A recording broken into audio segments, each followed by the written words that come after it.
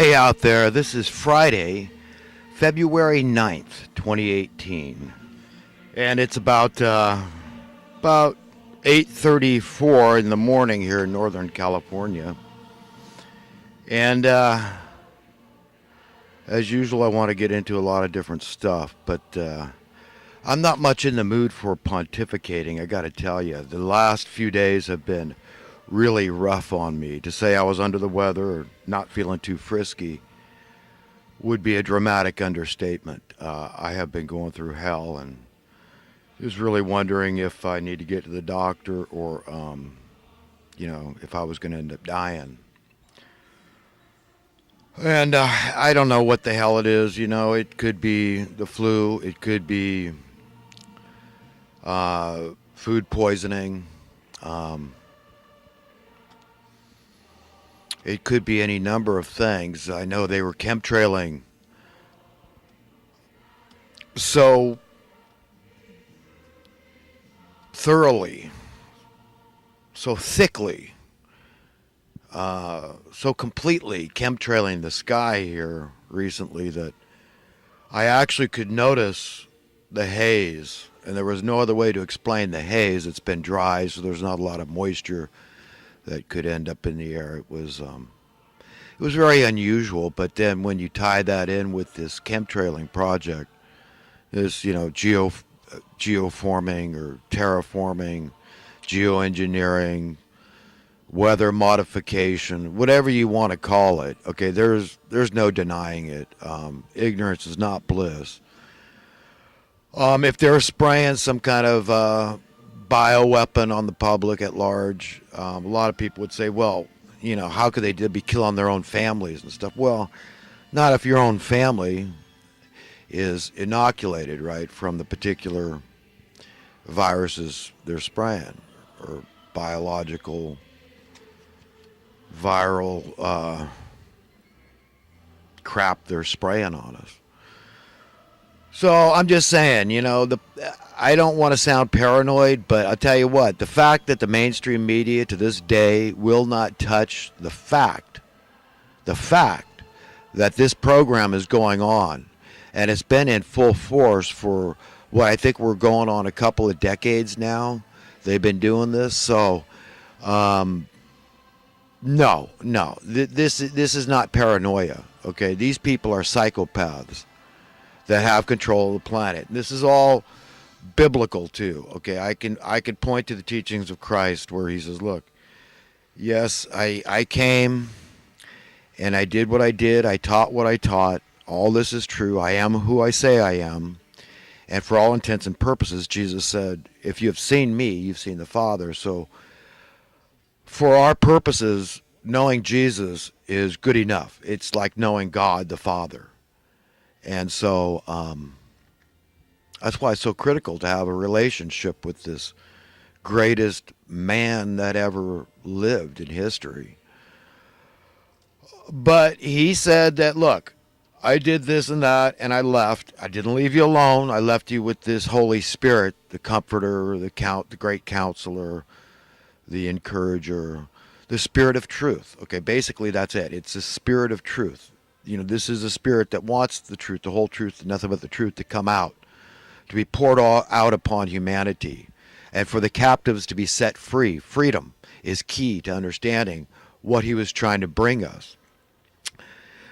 But he pointed out that the prince of this world, okay, and we know he was referring to satanic forces, to the spirit therein, the spirit of this world, the carnal, fleshly, temporal world, the worldly world. You've heard the term worldly. Well, that's what we're talking about here, worldly. And the premier value of this entity, this evil force that's against humanity, that is rebelling against God's desires for humanity on earth, that is seeking to just keep humanity just at each other's throats, just miserable as possible and oppressed, is money. Money is key to the power of this entity. Jesus made no bones about it. He was very unequivocal about this statement, that this is a false god. And until people, I don't care, you call yourself a Christian, until you acknowledge that. I mean, how many preachers out there do you hear talking about money? Even though this is key to understanding the impetus, the most important teaching that Jesus ever gave humanity was understanding that this is the root of not some of the evil. Because he would have said it's the root of some of the evil, but no, he said it's the root of all of the evil. All, okay? All is not exclusive, okay? Every evil under the sun. And then some people would argue, what about crimes of passion and all this? You know what, I'm not going to speak to that, okay, because maybe there is more to it than we understand, okay? We don't know the underlying heart. The heart of men is deceitfully wicked beyond all else. We can't even trust our own hearts. This is why our relationship with God is so critical. We need someone that knows us, understands us, and loves us far more than we can ever know, love, and understand ourselves. But we have to be ready to accept the truth, the whole truth, and nothing but the truth. And the truth is far more simplistic than a lot of people that are highly educated, super intelligent, good people even, good people, righteous people want to face. They don't want to really believe it's that simple. It's that simple that we've got to love the one and hate the other, okay? And it doesn't mean hating a living being. We're hating the gall, the notion, the idea, the precept that you would dare challenge God's authority, sovereign authority, the creator of the universe and all that is contained therein, which excludes nothing, okay? God is the owner of everything, including our bodies and our souls, and determines where we go from here and how this whole thing pans out. So, but we've got to really understand that money is a false god. Okay, we have to really wean ourselves. We have to want to. We have to say, I'm so sick and tired of this scene, man. This scene blows. And it's all about money, right? It's all about advantage, disadvantage. And if you've served your master money well, okay, if you went to college and you got a good education and you fit into the niche, it's a buy-in program, right? Because these jobs are created, invented all the time. I mean, and somebody can say, well, these are very important. Are they so important? Whose job out there is so important, okay? Are things getting better because of their job, whatever they do, no matter what they're doing? I don't care what job it is out there. And I know there's super important jobs. I mean, what job could be more important than the first responders, for example, your paramedics and your highway patrol and your doctors and, the trauma surgeons and all this. Yes, that's true. Very true. They're saving lives. They're saving mortal lives. But socially, politically, and economically speaking, things continue to regress. They continue to go down. And through history, if you look, you'll see there's times when there was some semblance of hope, when it looked like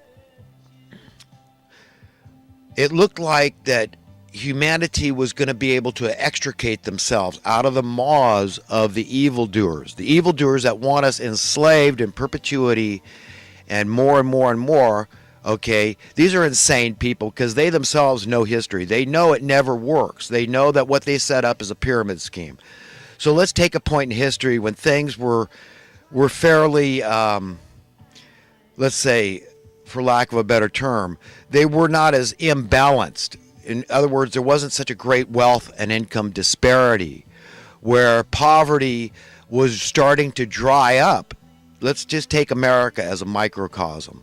Let's look at that time. Let's go back to like 1962 when JFK was president, okay? And it really looked good for the people. It really looked good because here was a man that had integrity, that was faithful and true to the spirit of America, which is freedom. This is such a beautiful thing because the spirit of America happens to be completely consistent with the spirit of God, the spirit of truth. This is God's will for humanity, is that we be set free. And unless you're entirely free, wholly free, W-H-O-L-L-Y, W, wholly free, absolutely free, completely free, totally free, okay, then you are not truly free, because free is an absolute term. Okay, you cannot get any cheaper than free. You cannot be any less constrained than to be absolutely free. Okay, and one of the requirements is that you are financially free. Okay, that's just the way it is. So we've all heard the term financial freedom being bandied about. Okay, and we're all trained to believe it's all about you finding your way, and you just go out there and you can't worry about other people. Okay, abandon your concern for others and say, look, you should have jumped on the bandwagon sooner, because I know the bandwagon's getting full and the wheels are starting to fall off, but I'm riding this thing down, and I'm holding the loot here, and I'm going for it. It's like a pyramid scheme. It's bound to fail, but they're going to ride it as long as they can.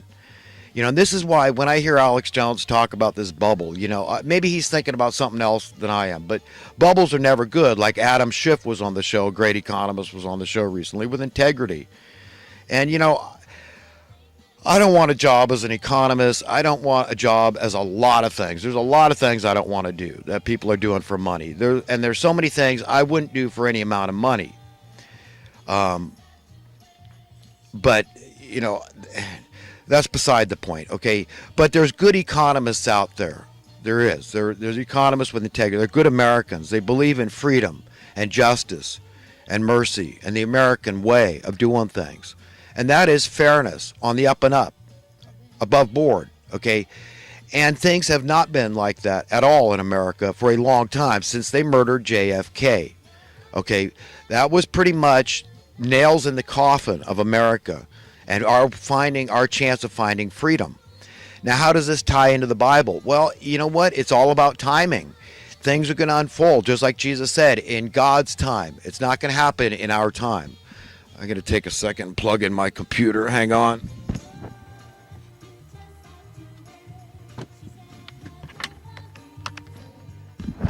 But Jesus said, look, I don't know exactly when this thing is going to unfold. The angels of heaven don't even know when this thing is going to unfold. But it's going to happen. It's going to happen in God's time, in the Father's time. And He knows the right time. And we need to just tune into His Spirit, what He's feeling when it comes to understanding when He's going to put an end to this thing.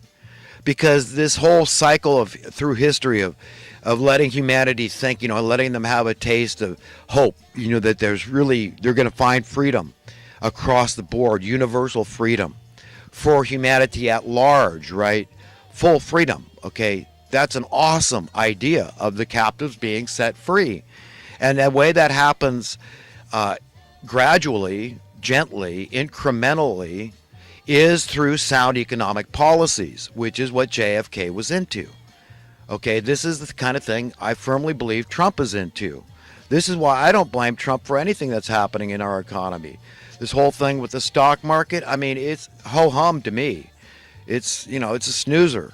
This has been the case since as far back as I've been looking at the Dow.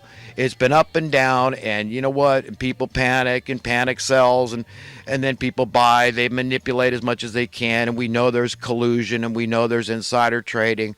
We know all kinds of crap is going on, they're manipulating it. These special interest groups, of course they do. The first people that have the news about who's going to do what, they go in there and they get the first chance to dump stuff.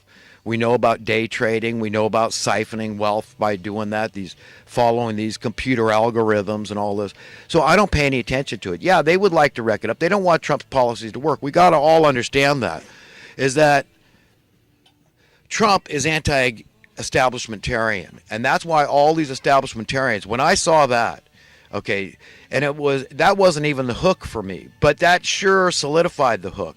The hook for me with Trump was when I heard him in an interview state very clearly that he was ashamed of homelessness. When you say you're ashamed of something, that's a confession. And I am right there with him. And that was it, man. I was done. He had my vote when he said that.